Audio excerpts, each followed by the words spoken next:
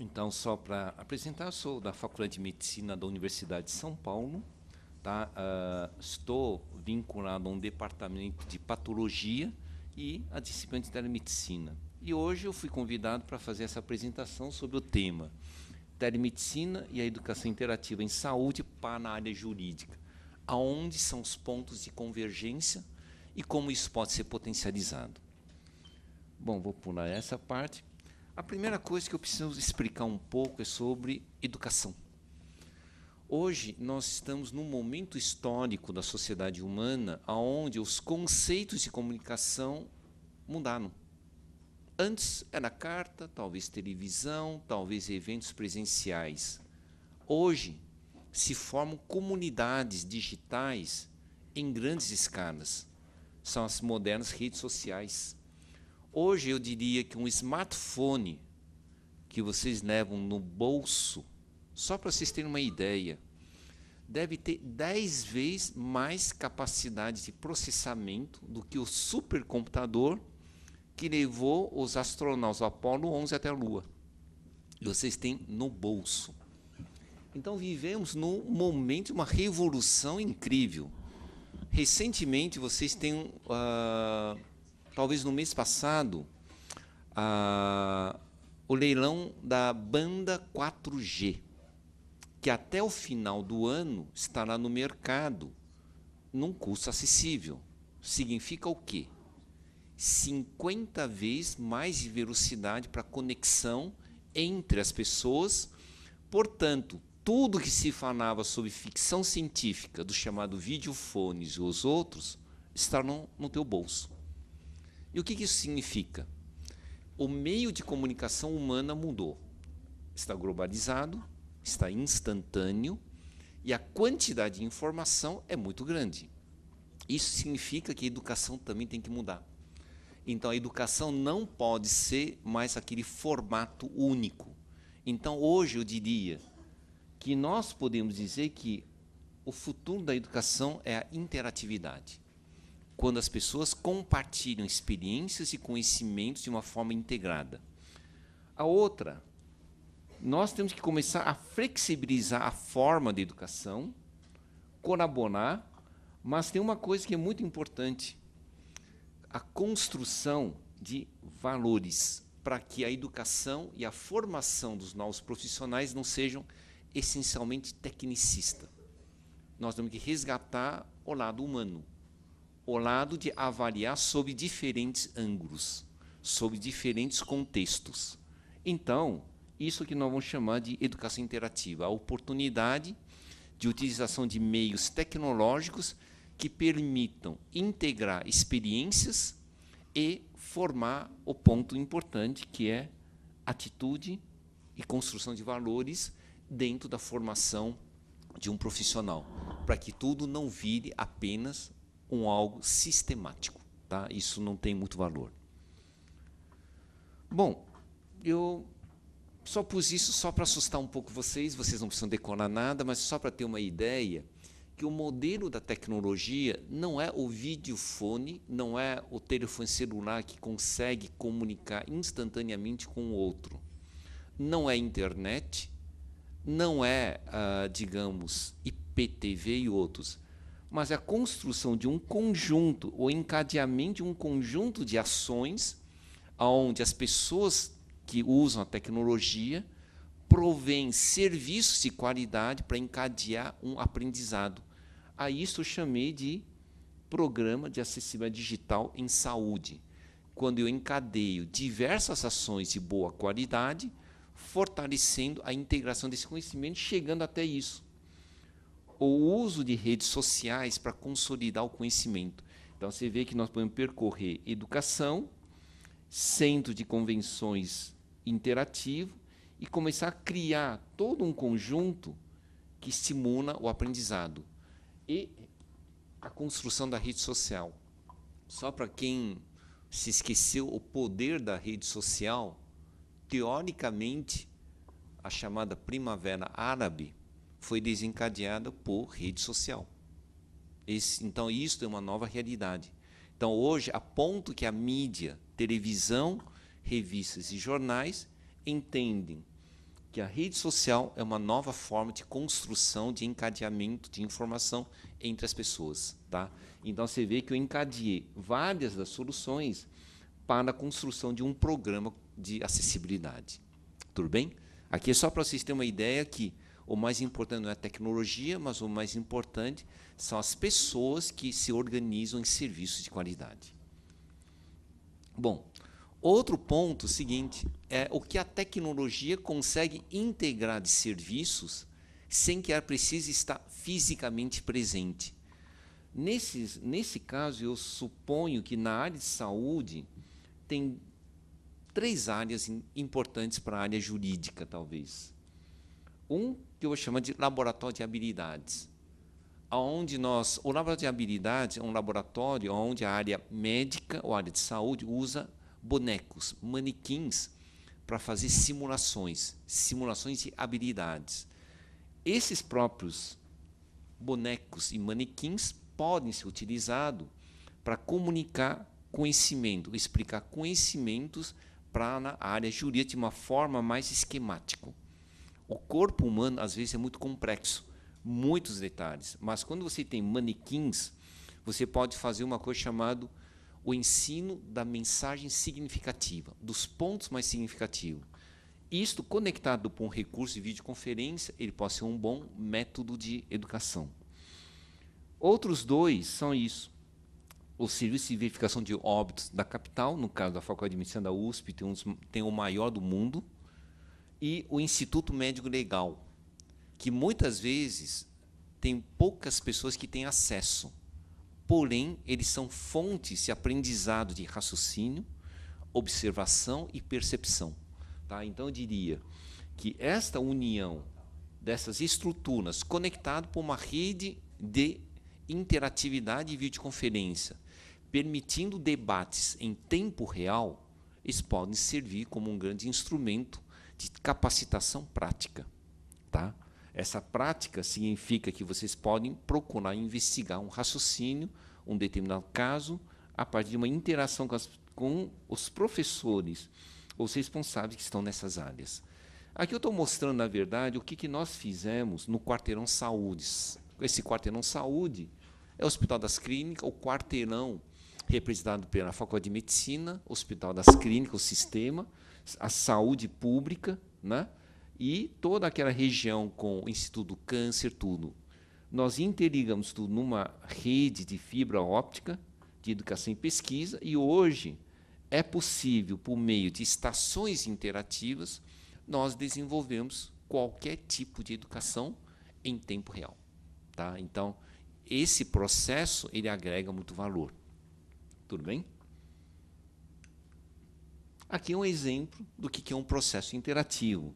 São unidades que nós chamamos de centros de tecnologia, cada vez mais essa questão de videoconferência. Por exemplo, daqui a 3 anos, quando vocês olharem para isso, vocês vão rir. Porque vocês vão dizer, mas, calma, vocês ainda usavam equipamento de videoconferência? Hoje o meu tablet, com telefonia 4G, e eu consigo transferir a imagem para essa televisão, para o Wi-Fi, eu nem preciso de fio. É isso que vai acontecer daqui a 3 anos. Se alguém duvida de mim, é só lembrar da propaganda do Smart TV da Samsung, que hoje tem o reconhecimento de face. A qual valor? R$ 2.600. Se você vai numa loja Fast, você vai achar um televisor LED da Sony, que você não precisa de fio para transmitir imagem. É por conexão Wi-Fi. Então, você ativa o Wi-Fi do seu notebook e transmite. Portanto, o que eu estou falando não é ficção científica. É que vocês não pararam para perceber o futuro que vocês estão vivendo já no dia a dia. Então, por que eu investi naquela tecnologia? Porque a conexão vai ter evoluído muito. Mas e o serviço? Então, os serviços são essas fontes que vão prover a educação. Tá? Mas, por enquanto não é daqui a 3 anos, aqui eu estou mostrando como nós usamos. Por exemplo, aqui é um evento que nós estamos trabalhando com Baulu, Centrinho, Hospital de Anomalias Crâniofaciais. É uma interação que nós fazemos. aqui com um centro de saúde, e aqui eu estou aqui mostrar a tendência que é a realidade de vocês hoje, que é o tablet e smartphone, tá? Que só falta a conexão 4G para que vocês tenham uma videoconferência no dia a dia e sem nenhum problema de travamento. Tá? Então, isso está acontecendo muito rapidamente. Esse é outro ponto que eu queria mostrar. Embora isso aqui já é na era do fóssil. Eu vou chamar era do fóssil porque isso é foto de 2006, 6 anos atrás. Do ponto de vista de tecnologia, cada ano da tecnologia eletrônica, imagine que é mais ou menos 3 ou 4 anos na área de automóvel. Então, se você tem 6 anos, são 24 anos. Eu acho que ninguém vai querer comprar um carro de 24 anos atrás, usando tecnologia de 24 anos atrás. Então, isso aqui é só para mostrar que, na época desse 2006, nós fazíamos essas transmissões. Mas o mais interessante é que hoje você consegue trabalhar numa coisa chamada evento multicêntrico. Você interliga diversos lugares e depois conecta com uma transmissão por internet e compartilha o conhecimento. Tá? Então, isso aqui nós chamamos de reuniões multicêntricas. Tudo bem? Tá? Isso é o nosso dia a dia. Eu suponho que se não é a realidade do dia a dia de vocês, provavelmente em 1, 2 anos será. Tá? Aqui é um novo sistema que nós estamos colocando, que é a chamada webconferência de múltiplos olhares. Nós estamos trabalhando muito hoje em que um único conhecimento não nasce de um único profissional, ele nasce de vários profissionais. Então, são conferências multiprofissionais. Esse é um equipamento que já existe no mercado, ele é composto por 4 câmeras, por 3 microfones ambientais. As pessoas sentam numa mesa como se fosse tábua redonda, e à medida que fala, o equipamento vai ativando a câmera correta. Portanto, é o chamado discussão em mesa redonda. Ao pé na letra, mesa redonda. E aí você poderia colocar, vamos supor que nós estamos discutindo sobre uma pessoa que tem dependência de droga. Você pode ter um jurista, pode ter um médico, pode ter um psiquiatra, pode ter, por exemplo, uma pessoa que seja o agente comunitário daquela região. E você pode discutir a situação no contexto, vamos chamar de psicossocial, envolvendo uma situação. Porque você tem um lado orgânico, psicológico, pessoal, o encadeamento do que é o agravo da região aplicado no contexto legal.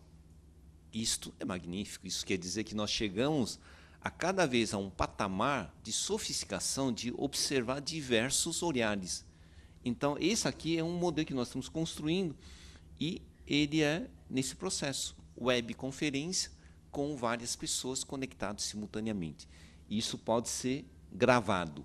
Quando é gravado, ele se torna o que nós chamamos de unidade de conhecimento. Tá? Você reúne expertise de vários profissionais em relação a um determinado assunto. Tudo bem? Alguma dúvida até aqui? Não? Em 2006, eu também fiz uma experiência muito interessante, e nós fazíamos na parte sobre ética médica, um julgamento simulado de uma situação em ética médica.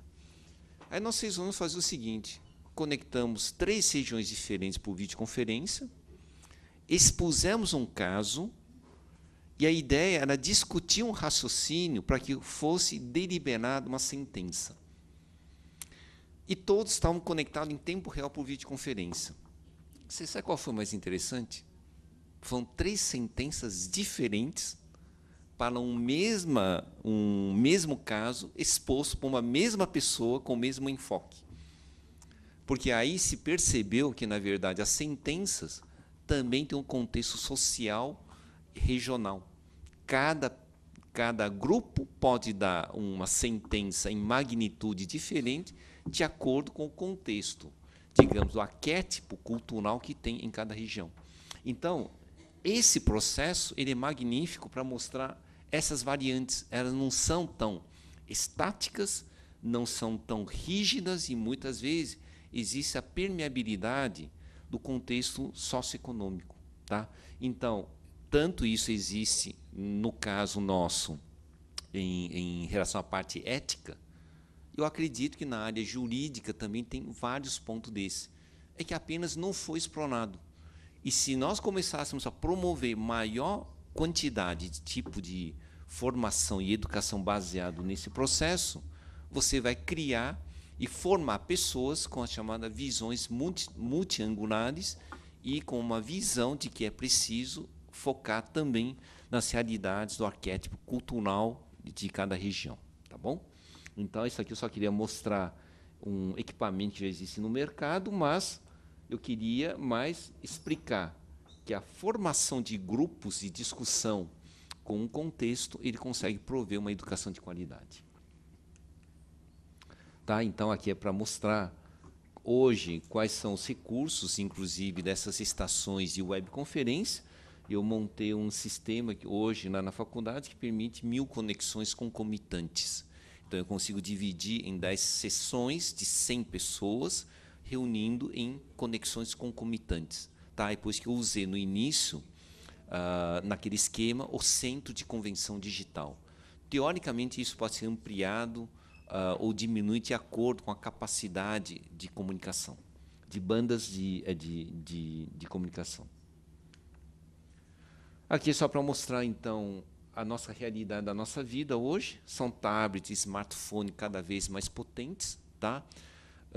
Para quem não acredita que a tecnologia vem para ficar, a Google está lançando aquele óculos, eu não sei se vocês já ouviram, do Google Glass, que na verdade é um óculos com uma faixa superior para não interferir na tua visão e que você tem acesso a dados, né?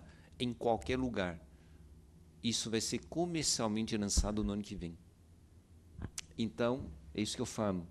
Nós estamos num momento histórico da humanidade que nós vamos ter que chamar de educação interativa móvel. Ou eu vou dizer, educação em qualquer lugar e a todo momento. Esse é o processo, que é a educação conectada. Isso é a potencialidade da tecnologia. Agora, temos grupos de acadêmicos, professores e organizações preparados para utilizar adequadamente essas tecnologias e explorar com que ela possa ser utilizada para formar melhor? Esse é o ponto. Tá? Então, é por isso que eu digo, pense muito nisso.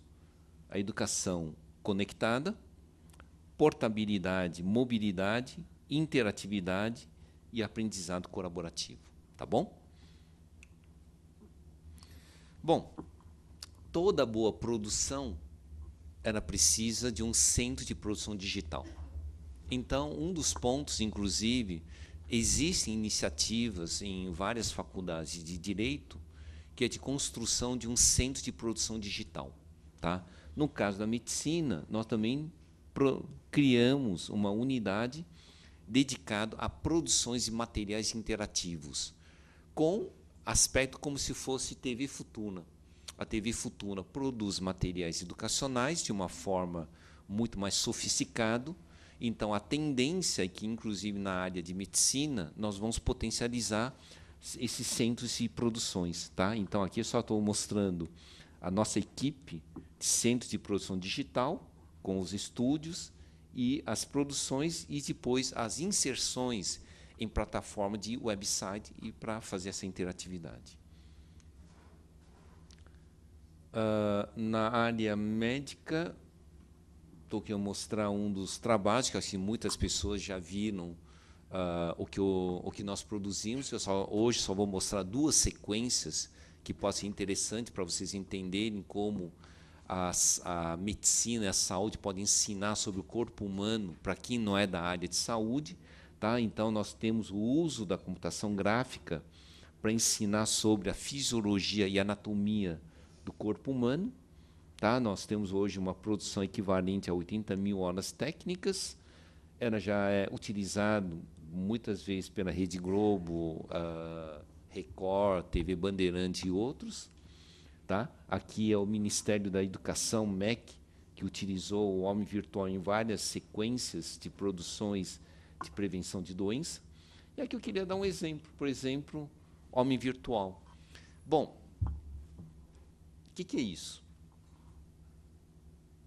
Alguém, vocês sabem, né? É um eletrocardiograma. Agora, me conta uma coisa. O que é que esse tracinho que o médico olha e o que tem a ver com batimento cardíaco?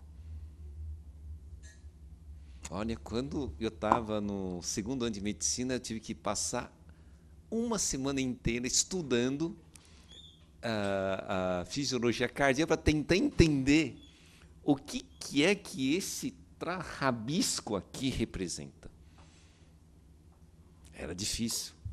Olha só o que é que nós fazemos com o homem virtual. Eu consigo mostrar para vocês aqui o traçado, mas eu consigo mostrar o coração batendo.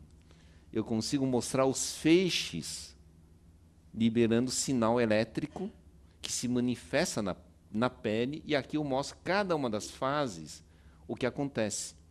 Então, você tem a despolarização, que é como se fosse uma corrente elétrica que passa pelo feixe nervoso, e aí eu te mostro em cada onda o que está acontecendo com o batimento cardíaco. Então, quando o médico ele olha, eventualmente, alguma alteração naquele traçado, o que está passando na cabeça dele?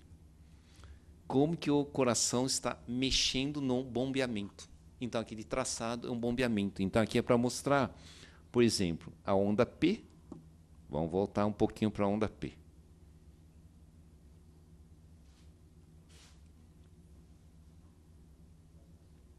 Aqui, ó.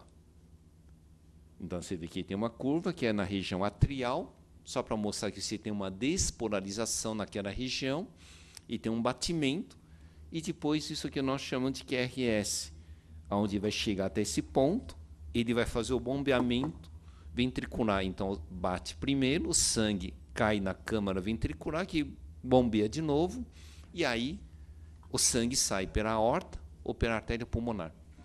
Então, aqui é só para mostrar como que vocês conseguem entender, via uma computação gráfica, o funcionamento do corpo humano. Tudo bem? Deixa eu mostrar uma última produção nossa. Quer dizer,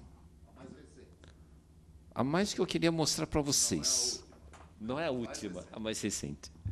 Por exemplo, vamos supor, alguém sabe como se forma a aterosclerose? Uai, como que as pessoas têm aterosclerose, depois tem o problema do infarto do miocárdio? O que são os tipos de gordura saudáveis, não saudáveis? Aqui, por exemplo, eu consigo fazer um apanhado rápido para explicar, por exemplo, tipos de gordura. Aqui vocês estão, na verdade, deixa eu mexer o meu mouse aqui, os tipos de quilomicrons, né, no sangue. Eu consigo mostrar, não é o sistema solar, tá? Aqui eu só estou mostrando o tamanho dos diferentes tipos de gordura que está no sangue. Comparado, esse não é o Sol, são as hemácias. Tá? Então, você consegue ter uma ideia do tamanho comparado microscopicamente. Agora, deixa eu mostrar o que vai acontecer. Você pode ter uma pequena lesão. Vamos lá. Essa aqui é uma artéria com as suas túnicas, as suas camadas protetoras. Internamente, você tem as células endoteliais. De repente, você tem uma pequena lesão. E essas gordurinhas passam para a camada subendoterial. E aí se acumulam, aí o que acontece?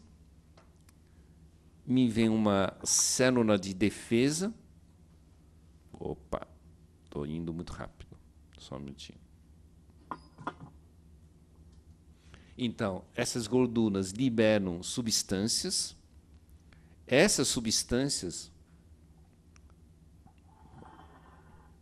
vão atrair células de defesa que migram para baixo da camada endotelial. Está aí.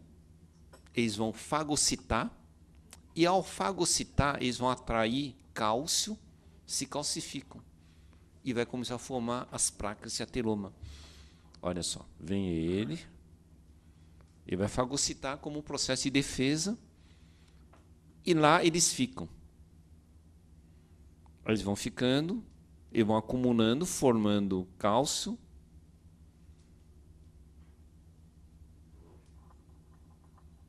e vai havendo depósito cada vez maior.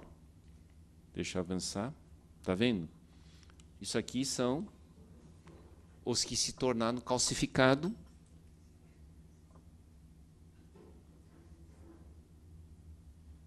Eles vão acumulando, acumulando e provocando uma ruptura da camada endotelial.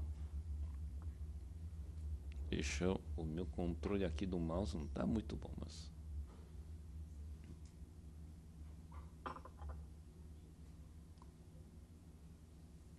E aqui isso acontece.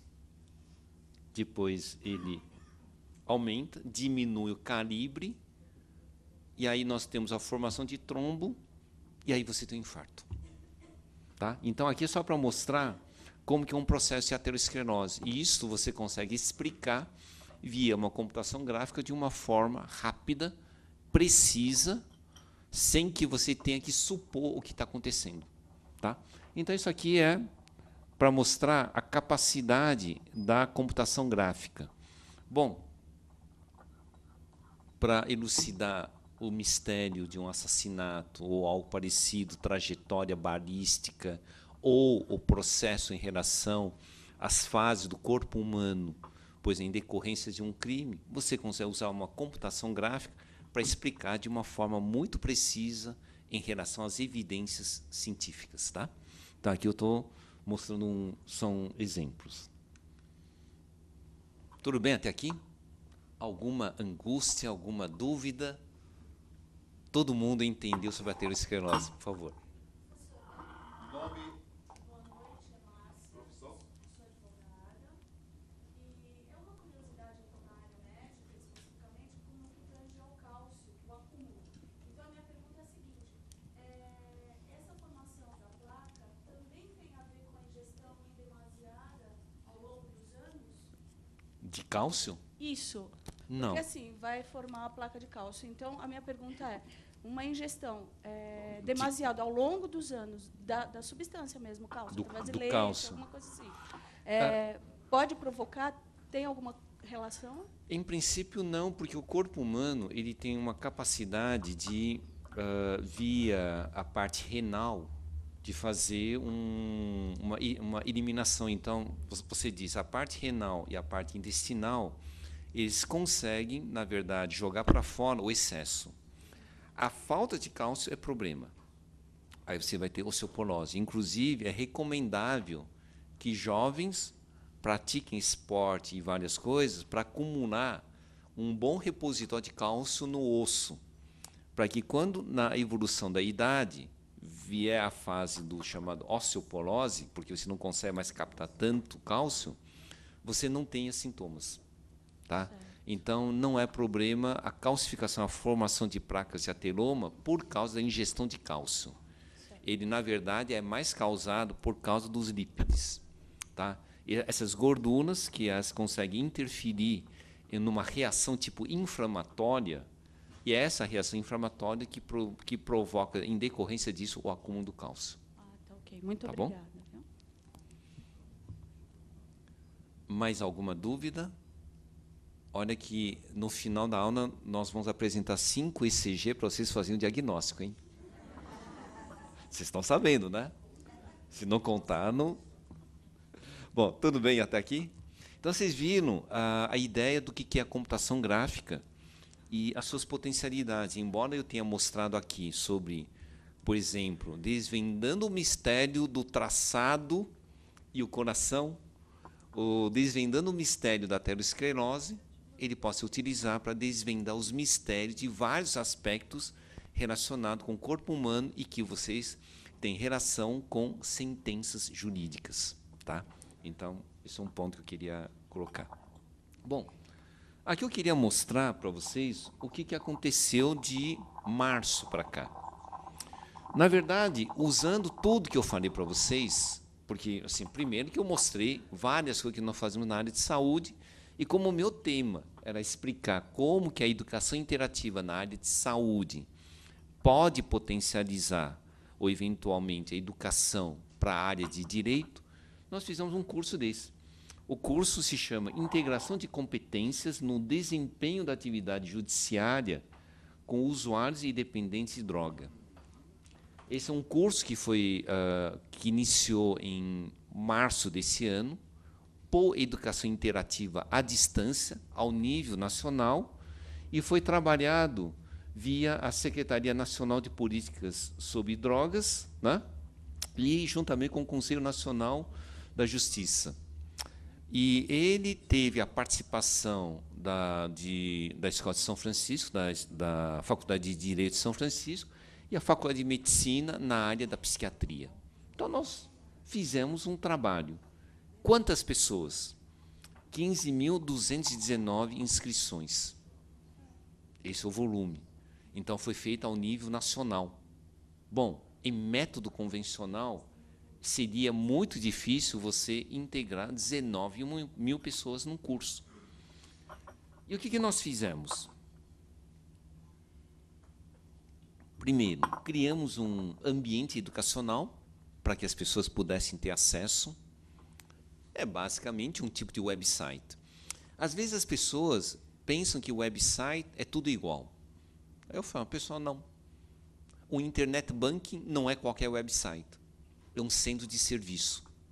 Quando vocês entram num portal de uma companhia aérea, tipo TAM, Gol, consegue comprar a tua passagem, consegue fazer a reserva do teu voo, isso não é um website. Isso é um portal de serviços. Portanto, ele transfere o que você faria num balcão, que é o presencial, para o sistema eletrônico.